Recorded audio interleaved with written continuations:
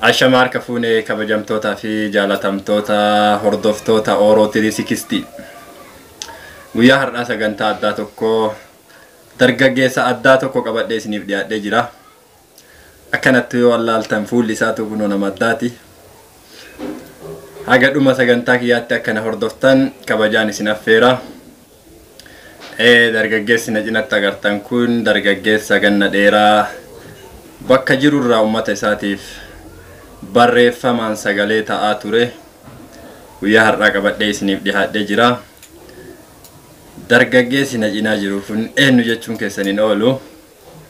Mee eenyummaa isaa garuma isaatti isin dabarsuun dura obboleessa kiyyaa duraan dursitee affeerraa kiyya kabajitee asitti na wajjin argamu keetiif guddaa galatoomsiin jedha. Mee hordoftoota kiyya wajjin wal bara. Atis gara miidiyaa keetiitiin affeeruu keetiif Usmaan baay'ee galatoomne. Assalaamu alaykum warahmatullaahi wabarakaatuh. Hordoftoonni Oromoo 360 hundi keessanuu Assalamu alaykum warahmatullaahi wabarakaatuh. Nageenyi kiyya bakka jirtanitti isin akka qabu maqaan kiyya Fayyisaan Gammadoo jedhama. Kan gara duratti waliin bartan ta'a. Galatoomii dargaggootuma akka teetii taqara barreeffamaan si beektuutu wadha qaamaan si arga. Mee ganna dheeraa irraa uummata keetiif sagalee akka ta'aa turte ni beeka. Mee uummata ofiitiif sagalee ta'uu kana keessatti wanti nama gammachiisuu fi wanti nama dhagahamu maali? Mee faayidaan isaa guddaan uummata ofiitiif sagalee ta'uu bakka jiranirra?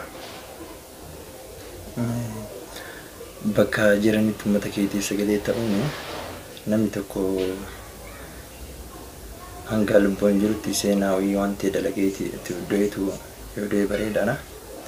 Seenaan bakka jirutti sagalee uummata keenyaaf ta'uun uummata cunqurfamaa biyya san keessatti mootummaa abbaa irreetiin intarameeti mana hidhaatti tarramaa jiran kanneen sagalee ta'uu agartee waan irraa eegamu waan danda'uun karaa danda'een sagalee uummata kiyyaaf ta'uun dirqama qaba. Kanaaf yan bakkuma jirutti uummata kiyyaaf sagalee ta'uu kan filadheef. Fayyisaa G Abdul Qadir jedha. Facebookiin isaa hordoftoota gara nama 20 irraa olii qabda. Aniyyuu akka mataa kiyyaatti kasi hordofaa ture bara 2015 irraa. Si beekaa yeroo ati hedduu barreessituu fi hedduu waan information biyyarraa uummataan dhaqqabsiiftu. Mee akkamitti sagalee ta'uuniif sun akkamitti kakaateetiin waan akkamittu si kakaate uummata keetiif sagalee ta'uume? Namni hedduun Facebook inuma qaba. Kawoma namni hojjetu kana iyyuu sharing goonilleen, post illee homaan goonilleen, like mallee kan goonilleen baay'eetu jira. Mee uummata keetiif sagalee ta'uu kana maaltu si kakaase? Uummata kiyyaaf sagalee ta'uun dura durseeti agartee waan haga biyya bayeetiin jedhee galee miti. Amma keessatti agartee qabsoo irra ture. Diqqeennatti kaaseetti qabsoo irratti guddanne. Akkasumas dhiibbaa karaa jala deemtoota wayyaaneetiin yeroo OPDO'n garagaraa nurra gahaa turteen agartee biyya san keessa taa'uun waan itti ulfaatee fi biyya san keessaa ba'uuf murteeffannee jechuudha. Egaa biyya san keessaa ba'uuf deemu ammoo agartee kaayyoon kiyyaa qabsoo bilisummaa Oromootti dabalame uummata kanaan waan danda'u gumaacha jedheetti yaadee ture.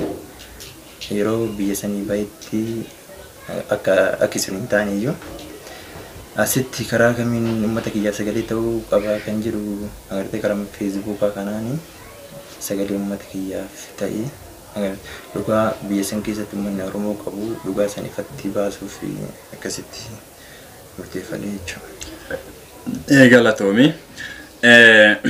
Yeroo biyyarraa baqattu waan akkamittu si mudate ka biyyarraa baqachuu dandeette? Biyyarraa bahuuf ilmi namaa kun biyya maatii isaa dhiisee biraa bahuun baay'ee waan laafaa miti. Biyyarraa bahuudhaaf maaltu murtii dhumaa irra si geesse? Akkamitti ka biyyarraa baate? Biyyarraan bara 1997 yeroo dhaaba filannoon gaggeeffamaa turetti fi dhaaba Dr. Mararaa san deeggaraa ture. Yeroo san filannoo san irraa kaaseeti jala deemtonni wayyaanee tunniin viidiyoon hedduu tokko akka agartee nu keessa achi keessatti dhiibbaa guddaan nurraan gahaa turani. Aga rifeensa dirasee nurraa haduutti kaanii akkasumas biyya tana keessatti jiraachuun baay'ee ulfaataa dhufeetiin jedhe. Sanumarraa kaaseeti ani gama kiyyaan ijoollee walitti qabeetti agartee waan gargaraa barsiisaa ture. Ispoortii illee barsiisaa ture. Ispoortii an barsiisu kan irratti illee ijoollee kanaatiin nu kakaasaa ta'a mootummaa kanatti nu irratti kakaasaa jirta waan ta'ee jedhaniiti jala yeroo baay'ee na hordoffee na godhani. Kanumarraan kaaseeti ani biyya san keessatti agartee jiraachuun jireenya gara boodaatitti itti ulfaataa waan ta'eef agartee akka biyya san irra booteetiin jedhe. Biyya kana keessa haga dhuftilleen Fayyisaan akka nama jabaa karaa ta'inillee beekamullee dhagahee jira. Mee wanta san biyyumatti barattee baatee moo akkamime? Biyyumatti baradhee waggaa 6 akkas kan ta'u keessa ture. Yeroo kan barumsa baranna sa'aatiin isa baratanii sa'aatiin barumsaa immoo walitti dhufu ganama yookaan galgala akkasitti ispoortii sanillee barachaa turre. Sanumarraa ka'eeti asitti illee aga dhufeetiin jedhetti ispoortiitti mujjirra hojjetuma jirra. Ijoollee illee waan tokko tokko gartee waliin hojjechumatti wal barsiisumatti jira. Bu'aan ispoortii keessattuu ispoortii karaatee, tuukaandoo wantoota garaagaraa kanneen hojjechuu dargaggeessi lafaa dhufu kun maali faayidaan isaa jettee mee faayidaa isaa maaliin ibsitaaf? Ispoortii hojjechuun faayidaa isaa inni tokko fayyaa qaama keetiitiif. Inni lammaffaan bakkoota namoota diina kan kee karaa malee sitti deemeetiin jedhu agartee ofirraa dhooguu fi kanaaf ispoortiin walumaa galatti ispoortii hojjechuun qaama namaatiif ilma namaatiif baay'ee barbaachisaadha. Dhibee garaagaraa illee ittiin ofirraa to'achuu dandeenya jechuudha. Guddaa galatoomi. Mee gara gaaffii biraatti yoo ceenu atin akka biyyarraa baatee bara 2015 fakkaata akka lakkoofsa warra faranjiititti. Eega biyyarraa baatee hayyuu kennaa fi xiinxalaa siyaasaa amma mana hidhaatitti kan argamu Jawaar Muhammad hedduu hordoftaa akka an tilmaamu poostiin isaa tokkolleen akkasi jalan dabaree natti fakkaata. Yeroo hedduu sheer gootaa akka inni waa maxxansuun namni jalqaba sheer godhu si jechuu danda'a. Yeroo baay'ee si hordofaa ture osoo biyya kana hin jirrellee. Mee Jawaariin akkamitti beektaa eega nama akkasitti hordoftu sanirraa wantoonni ati baratte mee maal fa'a? Jawaar jechuun maandisa qabsoo Oromooti.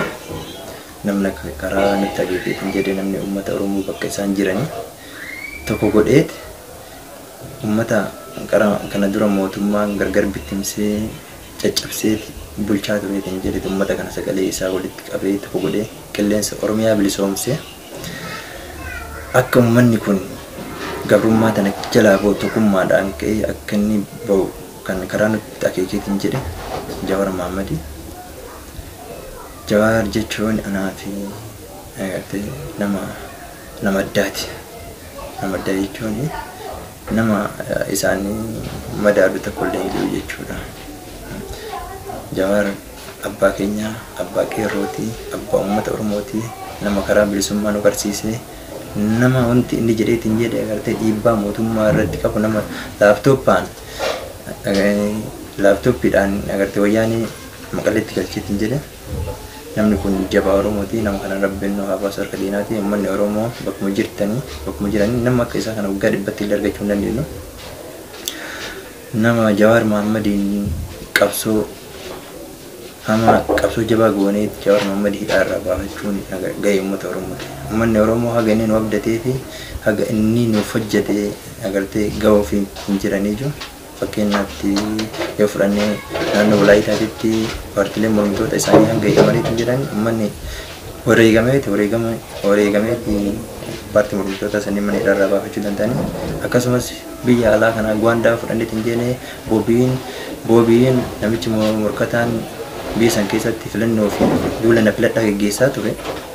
Guyyaa tokkotti duula na filadhaa irra utuu geggeessaa jiru qabamee hidhamee uummanni isaa manatti galuu didee wareegameetti hidhaa irraa baafachuu danda'eera.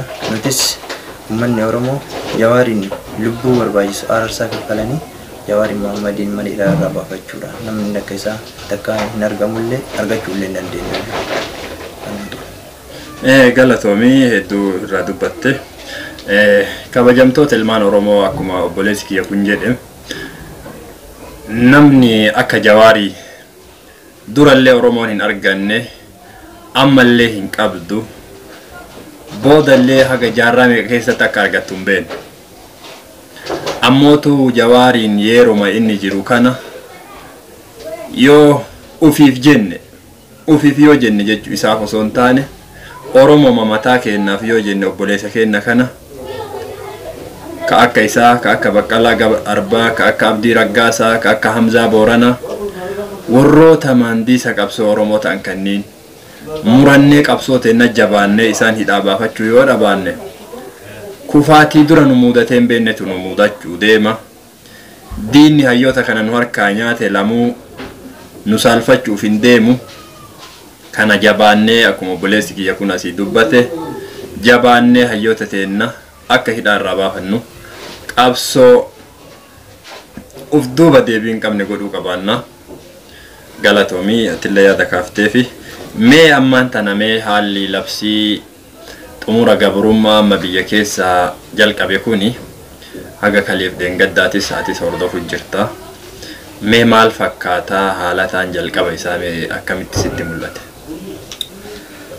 Labsiin xumura gabrummaa amma labsameetiin jedhe qeerroon akka gaariitti guyyaa jalqabaa guyyaa kaleessa hojiirra ooleera.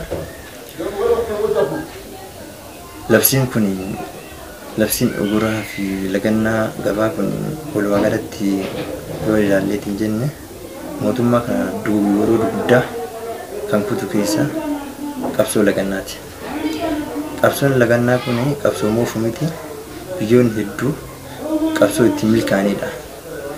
Kanaaf mootummaa kana irratti dhiibbaa guddaa kan gochuu danda'u uummanni Oromiyaa guutuun bakka jiranii ol kaanii dandii lagannaa kana gabaa lagannaa fi ugura kana odoo haalaan milkeessaniitiin uummanni Oromoo waan yaadame san waan qabsaa'uuf san bira ga'uu danda'a. Tokkoffaa qabsoonni karaa gabaa lagannaa kunniin kan godhamaa jiruu fi hidhamtoota siyaasaa haal duree malee badii tokko malee hidhamaniitiin jedhan mana hidhaa irraa akka ba'aniif. Inni lammataa mootummaan kun karaa nagaatti deebi'ee hayyoota kanneen wajjin taa'ee mari'atee furmaata tokko akka karaa sana irratti akka deebi'uuf. Kanaaf qeerroon Oromoo wareegama barbaachisu kaffalaa jiranii bakkoota tokko tokkotti bakkoota hin kaanetti illee yoo fudhanneetiin jenne uummanni Oromoo guutuutti qabsoo irra jira. Gama waraanaatiin mootummaan waraana itti gadi jigsee basaastota jala kaa'ee akkasiin uummata waan socho'aa hin jirre haa fakkeessu malee uummanni mootummaa kanaan qabsoo ajaa'ibaatti jedhatti jiranii. Kanaaf nuti warri biyya alaa jiran irra caalan isaanii qeerroo lubbuu fi aarsaa kenniteeti wareegama barbaachisu kaffalaa jirtu kan dhaamaniiti mana yaalaa jiran kanneen waan danda'aman achitti akka yaalaman gargaaruun ga'ee uummata lafa alaa jiran kanaayyuu maaliif qabsoo gaggeessaa jiran kana keessatti qeerroon wareegamatu jira dhaamuutu jira kan wareegameetiin jedhe wareegame kan ammoo dhaameetiin jedhe kan mana yaalaa jiru ammoo yaalchifachuun uummata alaa kana gargaaramuun haalata itti gargaaraniin haala mijeessuun gartee uummata alaa kanarraa eegama. Mee gaafii tokko achumarratti dabalee kasi gaafadhu mee qabsooleen baroota ganna 2014 irraa kaasee atilleen yeroo san biyya keessa turte bara san irraa kaasee hanga 2017 geggeeffamaa ture fi yeroo Jawaar biyya alaa irraa qabsoo tana hoogganaa ture fi ammaan tana yeroo Jawaar biyya galee mana hidhaa jiru kana yoo wal bira qabdee ilaaltu maaltu irraa hirdhataa maaltu itti dabalame maaltu itti guutamu mootuu qaba jetta? Asirratti Jawaar Muhammad qabsoo kana haga biyya alaallee taa'eetti biyya keessa illee jiru uummanni Oromoo bakka jiru hundaan sagalee tokkoon dhageeffatee waan godhamuu qabu hunda isaa agartee hojiirra oolchaa ture. Jawaar jechuun waan agartee uummata Oromootiif hin taane otoo taane waan uummata Oromootiif ta'aa nama bocee lafa kaa'u nama yaadni isaa yaada uummata Oromoo biratti fudhatama ta'e agartee namni kamiinuu yaadni isaa inni dubbatuuf inni jedhu hundi isaatu waan uummata Oromoo keessa jiruuf yaada uummata Oromoo keessa jiru waan dubbatuuf akkasitti hojii irra ooleeti jedhe. Garaagarummaan guddaan jiru haga inni hidhamee fi haga inni qabsoo kana gaggeessaa ture garaagarummaa guddaa jira.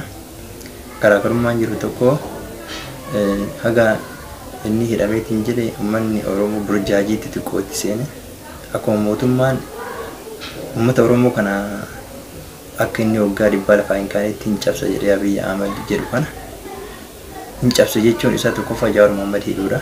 Yoo Jawaar Mohaammed hidhee hoogganaa uummata kanaa hidheera waan ta'eef hoogganaa jabaa hidhee waan ta'eef uummanni Oromoo salphumatti caccabsuu danda'a qoodee bituu danda'a jedhee akkasitti waan yaadeef akkuma san nama akka Jawaariitti tarsiimoo qabsoo kana tarsiimoodhaan masakkeeti nun deemu yeroodhaaf burjaajii xiqqootti nutti uumame.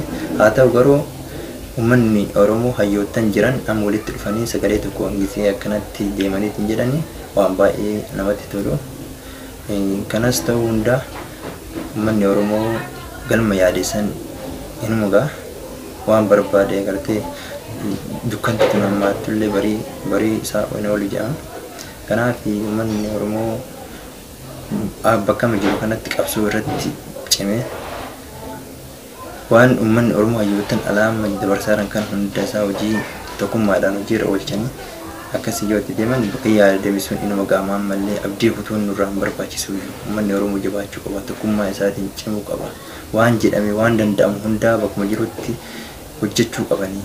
Kanaaf mootummaan kun mootummaa nama nyaataa, mootummaa sirna naaftanya, sirna kaleessa kufeetiin jedhe sirna uummata keenya ajjeesee harkaa farma irraa mure sirna santu deebi'aa waan ta'eef sirni kun akka uummata Oromootti deebi'aa jiru uummanni Oromoo illee sirriitti beeka.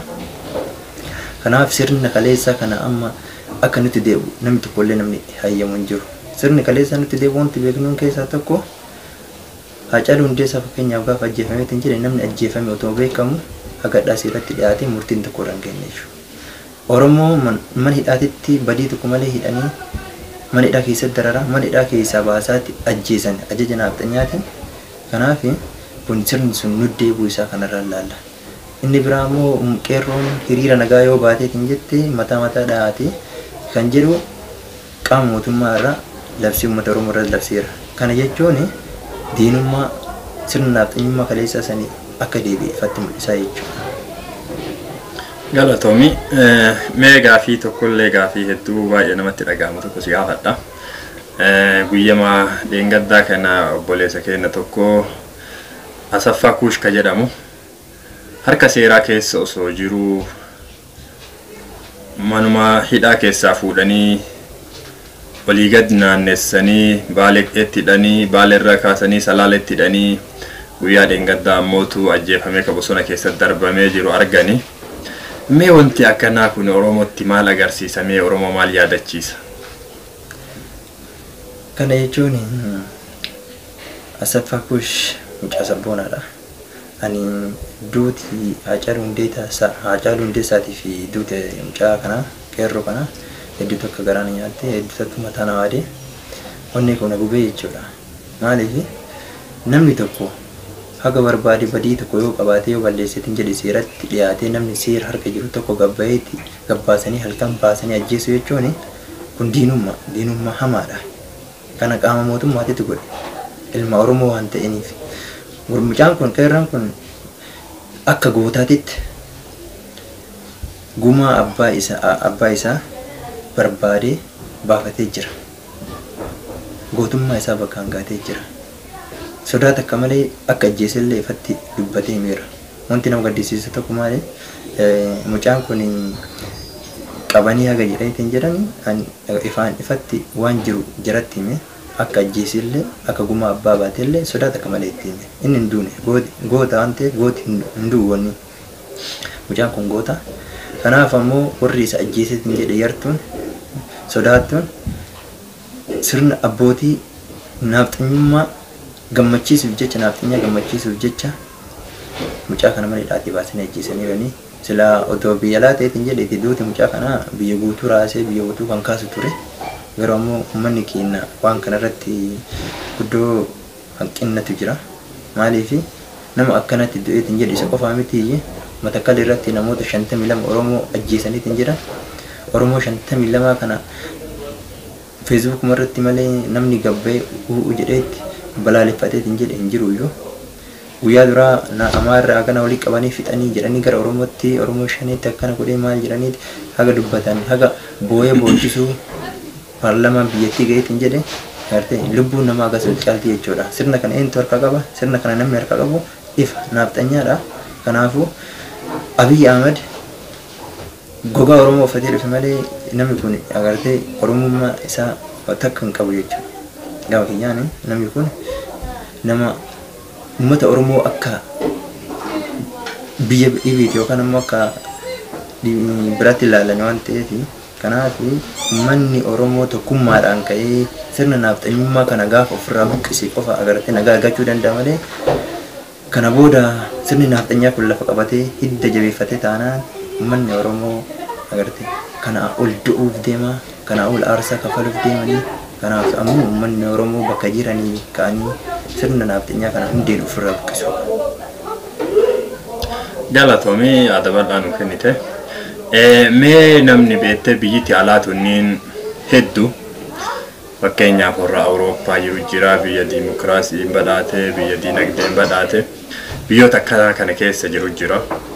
Fakkeenyaaf biyyoota Eeshiyaa kanneen Saudi Arabiyaa biyyoota garaagaraa biyya Arabaa kana keessa uummata jiru jira. Uummata ammallee biyyootuma ollaa Itoophiyaa, Somaaliyaa, Suudaan, Keeniyaa dachii kanneen keessa jiru jira. Mee uummanni kun qabsoo tana keessatti qoonni isaan fudhatan mee qooda akkamii ta'uu qabaatamee bakkuma jiranirraa qooda akkamii qabsoo kanaaf kennuu qabaatti mee Oromoon biyyoota ollaatis ta'ee ka biyyoota Arabaa biyyoota gurguddatan keessa jiranis. Qoonni uummanni Oromoo baachuu qabu qabsoo kanaaf sagalee tokkoon tokkummaa labsuudha. Namni tokkummaa qabu tabba fedhe ba'aa jedha. Tabba fedhe ba'uu wanti nu dhoowwaa hin jiru yoo tokkummaa qabaatee kan jedhu. Fakkeenyaaf yeroo labsii lagannaa kun akkanatti biyya keessatti waamamee kan jedhu uummanni Oromoo karaa sooshaal miidiyaa kanaan uummata biyyaa saniif sagalee ta'e karaa inkaamitiin maallaqaan uummata saniif deeggarsa. Namoonni fakkeenyaaf buqqaantu jira, namoota dhaamantu jira, namoota kanneen gargaaruudha. Sagalee bakkuma jiranii sagalee uummata kanaaf ta'uudha. Fakkeenyaaf lafa alaa kanatti illee namoonni tokko tokkoon bibbitamanii kan afaan deebantu jira, kan biltiqinnaa yookaan ammoo nafxanyaa kan deeggarantu jira. Namoota agartee qulqullummaa onnee takkaan agartee qabsoo uummata Oromoo kana milkeessuuf hojjetantu jira. Kanaaf uummanni quuqama sababa uummanni Oromoo lafa alaa kana jiran hundi isaanii karaa sooshaal miidiyaa kanatti fakkeenyaaf yeroo tokko tokko ajandaa torbaaniitti wanti hin taane maan ajandaa torbaanii nuuf ta'a waan akkasii irraa dhiibnee waan ajandaa nu ta'uu qabu irratti waan uummata Oromoo irratti fuula xiyyeeffannee yoo hojjanneetiin jenne irratti milkaa'uu dandeenya jechuudha. Ajandaa torbaanii jechuu kan kee akkanaaf galetti wamadiin qopheesse irratti haasa'aa ooluu kana baantanaaf fakkaata. Wanti sun dhugaa kan keetii waan baay'ee yeroo qabsaa'ota ta'ennaatis ta'ee namoota sooshaal miidiyaa irratti uummata keenyaaf mormatan uummata keenyaaf waa dubbatan hedduun qalbii isaanii gara deebisanii sanfaanaa gugatan agarta. Waan akkasii san diqqeessanii bira kutuun baay'ee barbaachisaadha. Baay'ee filatamas. Waan akkasiitiif yoo gurra kennaniitiin oduu san guddisan warri wanni fedhu waan akkasiisanii yoo waan tokko kaadireen takka maxxansitee jette san fuudhanii hafarsanii akkana godhaa jirti osoo hin taane uummanni keenya xiyyeeffannoo qabsoo isaa irratti godhee gara qabsoon isaa itti bu'aa galmeessitu irratti hojjechuun baay'ee barbaachisaa jechuudha. Kanumatti aansuudhaan sagantaa keenyallee gara goolabuutti deemna. Mee dargaggoota biyya jiranii hoo maal lamtaa haala amma keessa jiran kana qabsoo amma xumura gabrummaa kana rabbiin xumura itti haa godhu mee maal dhaamtaa fi xumura kanarratti maal akka raawwatan akka yaada nama dargaggoo tokkootitti osoo achi keessa jiraatte waan akkamii raawwattaa waan akkamiitiin qabsoo tana deeggarta? Qeerroon biyya jiranii wanti guddaan isaan irraa eegamu bakka jiranitti namoota quuqama sabaa qabanii wal gurmeessuudha. Waan tokko hojjechuu barbaadanis namoota quuqama sabaa qabanii wal gurmeessanii keessanitti waan hundaa jedhaniiti agartee qabsoo Oromoo tanaaf hin barbaachisa jedhanii itti yaadan irratti walii galan irratti hojjechuudha. Karaa of eeggannoo qabuun hojjechuudha. Kanaaf qabsoon qeerroon biyya keessa gaggeessaa ta'u hedduu tokko kan nama qoonsu. Yeroo tokko lafa alaa kan teettaniiti akkana uummata Oromoo ibiddatti ooftanii jedhee namni tokko irraa dubbata warri bitameetiin jedhee. Kanaaf kun abdii qeerroo biyya jiranitti hamilee fi obsaan wareegama kaffalaa qeerroon biyya jiran kunneen itti deemaa jiranii. Kana haala diinaa ilaaltanii qeerroon biyya akka abdii kutannee jabaadhaa.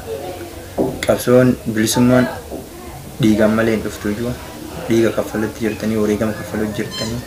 Kanaafuu bakka jirtanitti jabaadhaatii tokkummaadhaa waan gootan godhaa kan jedhudha qaba. Anillee gaaffii kiyya gaaffii sii qopheesse xumuradhee jira. Mee ati ofii kan keetii yaada na hafe jettu yoo qabaattee waan dhaamattuu fi yaada qabdu yoo jiraate banaadha. Ani yaadni dabarfachuu barbaadu yeroo ammaatitti biyya keessatti lolatu deemaa jira. Lolli deemaa jiru kun lola olaantummaa nafxanyaan irratti deemaa jira. Gama tokkoon TPLF yookaan wayyaaneen diina Oromooti. Kaleessa uummata Oromoo ajjeesaa hidhaan dararaa qaama torchii godhaa. Hedduu takka uummata Oromoo waggaa 27 uummata Oromoo dararaa baate. Sababa sanii uummanni Oromoo irra caalaatti akka namni baatu kan biyya baaneetiin jenna sababa jiraate sababa OPDO ergamtuu jiraate irra caalaatti wayyaanee qofa jechuu otoo hin taane uummanni Oromoo kan beeku qabu OPDO'n fi wayyaaneen diina Oromooti.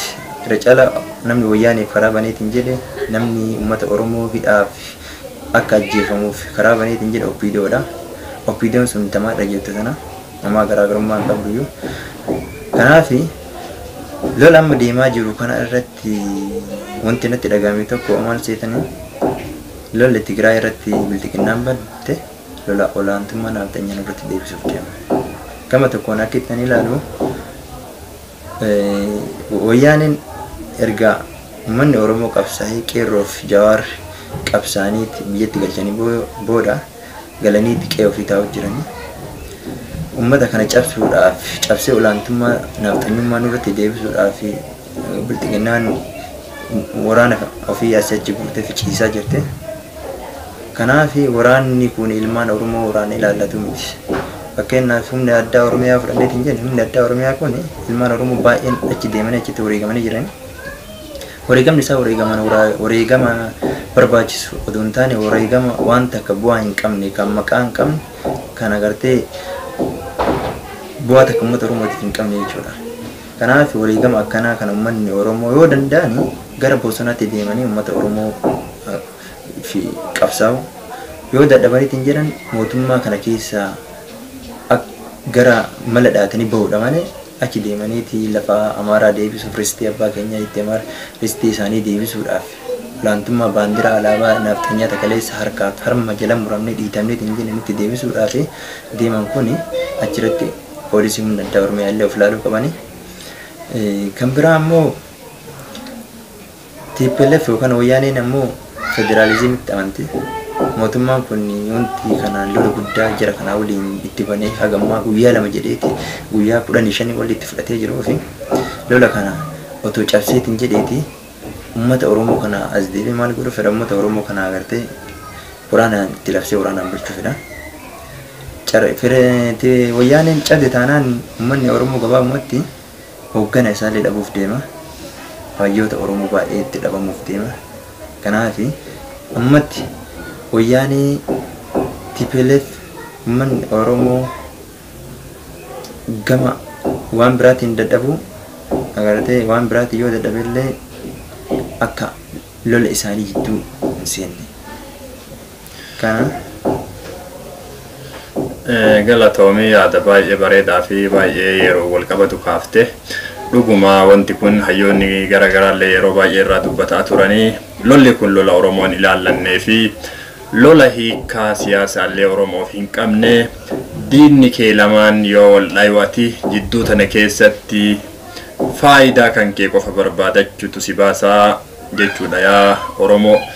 Kanaaf qabsoo karaa nagaa itti jirtan tana ta'ammallee lagannaa xumura gabrummaa qabsoo xumura gabrummaa itti jirtan tana finiinsitanii akka itti fuftan nulleen bakka jirruun waan dandeenyuun waan agarruun sagalee isinii ta'uudhaan waanuma isin hojjettan deebifnee isin biraan gahuudhaan sagalee isiniif taanaa. Obboleessi kiyya kunillee hedduu tokko nama sagalee uummata isaatiif ta'u feesbuukni isaa Fayyisaa Jii Gammadii jedhama. Jii Abdulqaadir jedhaa ta'an dogoggoreenyummaan isin yaa himu. Galatoomii gaa sagantaa kiyya kanarratti hirmaachuudhaaf gamanumaan nagasitti dhaamadhaa. Waan yoo qeerrooteellee onne kakaasuu barbaadde yoo ka sirbituufillee yoo ka geerrartuufillee waan jettuun jedhiini gargar baana. Yeroo duraatiif karaa fuula kaameraa kanatti ba'uu gara fuulduratti ba'uuf yaaliin goona. Fuula kaameraa kana duratti ba'uun sodaa waan garagaraa nama keessatti uuma. Haa ta'u garuu waan miti.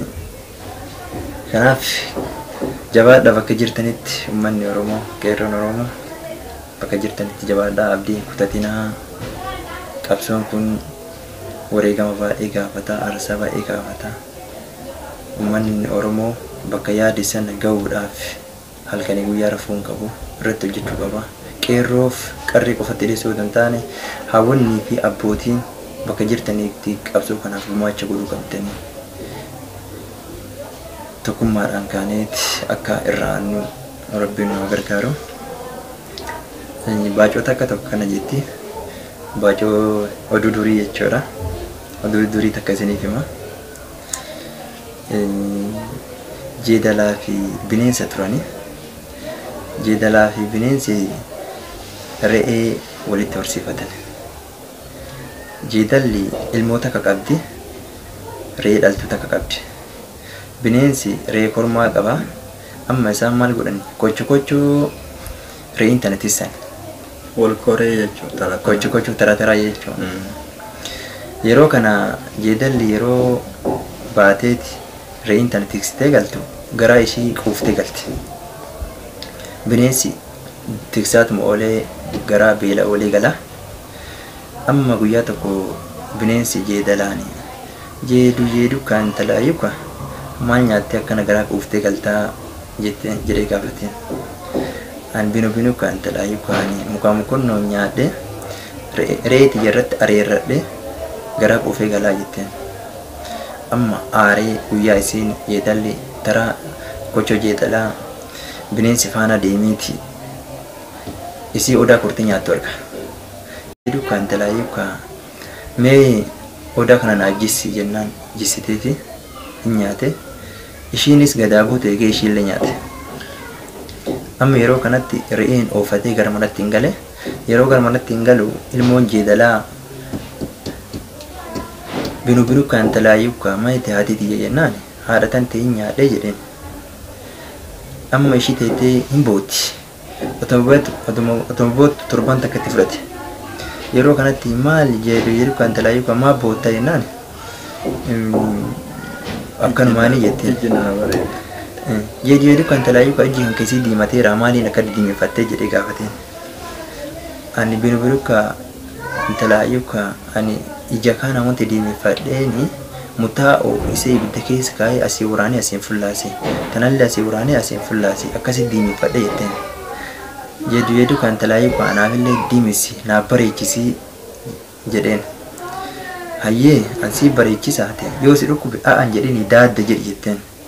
achi mutaa'u istee jetana waraante asiin fullaate tanallee waraante asiin fullaate amma jedhu kan talaayyuu kaanii yoo ficcaana dhufe akkamiin ficcaana jennaan beeni bakka itti ficcaan si geessaa jettee harka qabdi deemteen gadamsi qiyyettee fageessitee cilee guddaa keessaa ba'uu hin dandeenye keessatti gadamsi qiyyettee darbite sana booda jedhu kan talaayyuu kaa keessan hafuudhi jennaan an bilu ka haatillee haadha kiyya ta nyaatte fuudhii harki harka baasaa garaan xanni albaasaa jettee baasokkitee jedhama. Gumaa haadha ishii akkasitti baatee jechuudha. Kana kakaasee fi agartee namni abbaa isaa jalaa du'eetiin jedhee ilmi isaa sun abbaa gumaa abbaa isaa kan baase kakka mucaa saffaa kuushii jedhamu kun hedduu takka gootummaa ajaa'ibaatiin wareegame nama kanaan siidaan dhaabbatuufi qaba. Namni kun nama gootaa nama du'uun mallee gootummaa isaatiif sabboonummaa isaa waan beekaniif fi diinni naaftanyaan galaafatte. Kana hedduu galatoomii sagantaa kennaa xumurree jirraa waan nu hordoftaniif galatoomaa isiniin jechaa gamanumaan nagaa isinitti dhaamannaa horaa bulaa deebanaa.